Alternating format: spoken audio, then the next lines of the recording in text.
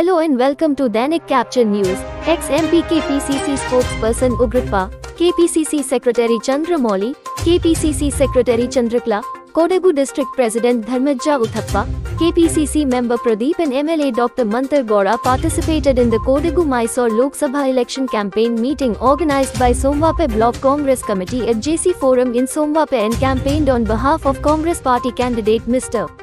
M. Laxman. On this occasion, the leaders and workers of other parties joined the Congress party by agreeing to the tenets of the Congress party and were warmly welcomed into the Congress party. ಹಿರಿಯ ಮುಖಂಡರು ಮಾರ್ಗದರ್ಶಕರಾದಂತ Ugrappa sir ಅವರೇ, ಜಿಲ್ಲಾ ಅಧ್ಯಕ್ಷರಾದಂತ ಧರ್ಮಜನ್ ಅವರೇ,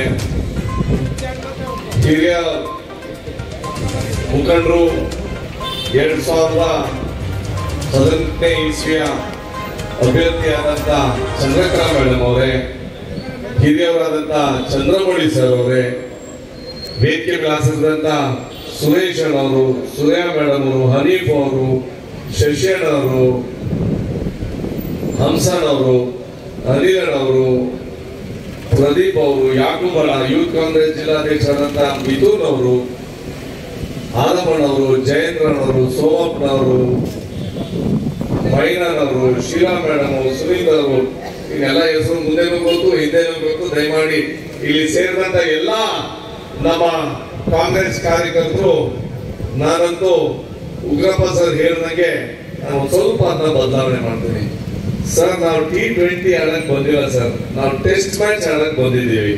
ಅಂದ್ರೆ 20 over ಅಲ್ಲಿ ನಮ್ಮ ಆಟ ಮುಗಿಯೋದಿಲ್ಲ. ನಮ್ದು ಆಟ 5 ವರ್ಷದಲ್ಲಿ ನಮ್ಮ ರಾಹುಲ್ ದ್ರಾವಿಡ್ ಆದಂತ ಕೆಲಸ ಆ ತರ ನಾವು ಆಟಕ್ಕೆ ಬಂದಿರೋದು ಅಂತ ನಾನು ಸ್ಪಷ್ಟವಾಗಿ ಹೇಳಕ್ಕೆ ಇಷ್ಟಪಡ್ತೀನಿ. ಯಾಕೆ ಅಂತಂದ್ರೆ ನಮ್ಮ ರಾಜಕಾರಣಿಗಳು ನನ್ನೇ ಎದುರಿಸ್ಬಿಡೋದ್ರು.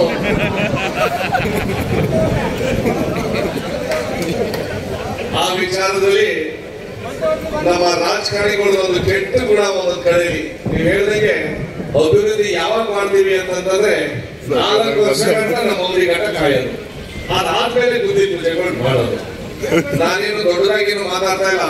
10 ತಿಂಗಳಲ್ಲಿ ನಮ್ಮ ಸಂಪುಟ ದರ್ಜೆಯ ಎಲ್ಲಾ ಸಚಿವರು ಹಾಗೂ ಮುಖ್ಯಮಂತ್ರಿಯವರು, ಉಪಮುಖ್ಯಮಂತ್ರಿಯವರು ಯಾವ ಮಟ್ಟಕ್ಕೆ ಪ್ರೋತ್ಸಾಹ ಕೊಟ್ಟವ್ರೆ ಅಂತಂದ್ರೆ, ಇಲ್ಲಿ ಟರ್ಫ್ ಗ್ರೌಂಡ್ ಓಪನ್ ಆಗಿ 2012ರಿಂದ 13ನೇ ಇಸ್ವಿ ಗಂಟ 10 ವರ್ಷ ಬೇಕಾಗಿತ್ತ ಒಂದು ಟರ್ಫ್ ಗ್ರೌಂಡ್ ಓಪನ್ ಮಾಡ್ಲಿಕ್ಕೆ.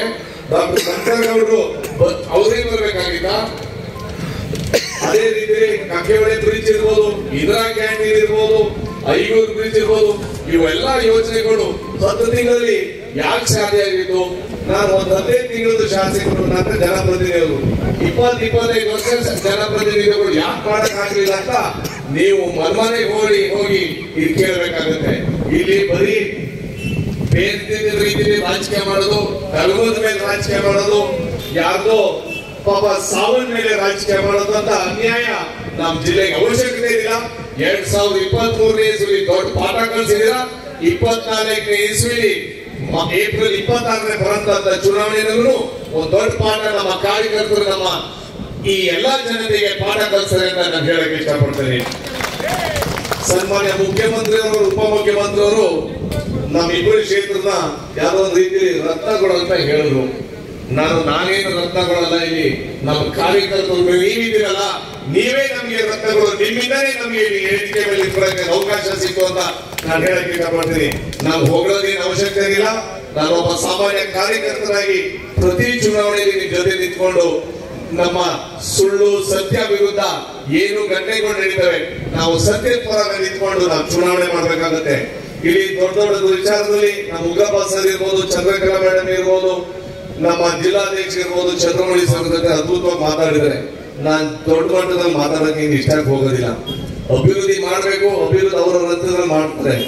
ಮಾತ್ರ ದೇಶದ ಸಾಲ 55,000 ಕೋಟಿಯಿಂದ 1,70,000 ಕೋಟಿ ಆಗಿದೆಯಲ್ಲ, ಒಬ್ಬೊಬ್ರು ನಮ್ಮ ತಲೆ ಮೇಲೆ 1,70,000 ರೂಪಾಯಿ ಸಾಲ ನಮ್ಮ ತಲೆ ಮೇಲಿದೆ. ಅದು ಯಾರ ಕಾರಣ? ಯಾವ ರೀತಿ ಅಭಿವೃದ್ಧಿ ಮುಖಾಂತರ ತಂದು ನಮ್ಮ ಸಾಲ ತಲೆ ಮೇಲೆ ಸಾಲ ಹಾಕಿದ್ರು ಅಂತ ಈ ಚುನಾವಣೆಯಲ್ಲಿ ನಾವು ಒಂದು ಒಳ್ಳೆ ರೀತಿಯಲ್ಲಿ ಉತ್ತರ ಕೊಡ್ಬೇಕಾಗುತ್ತೆ.